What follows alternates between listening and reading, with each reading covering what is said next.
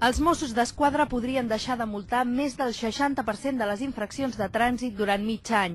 Aquesta és la protesta que des de l'octubre han iniciat els agents de trànsit de l'àrea metropolitana de Barcelona per reclamar al Departament d'Interior que millori la situació del cos, especialment les mancances en material que asseguren patir.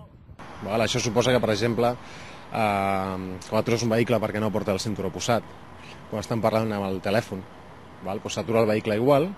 El que passa és que en el moment actual molts Mossos el que estan fent és no multar. Se li avisa, s'ha de posar el cinturó, deixa parlar amb el telèfon o el multarem i aquí acaba.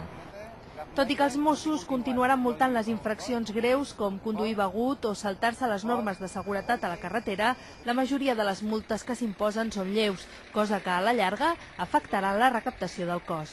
Sobretot el que deixen de recaudar molts diners, que jo crec que aquesta és l'arma bàsica i principal que tenen els Mossos de Trànsit.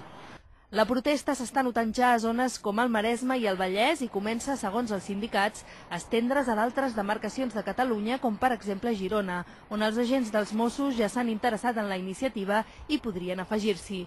Els agents asseguren que fins que el departament no atengui les seves peticions, estan disposats a allargar la protesta els mesos que calgui. De moment, però, des del govern s'assegura que no tenen constància de cap protesta i que, de moment, tampoc han registrat cap davallada en les estadístiques de les multes.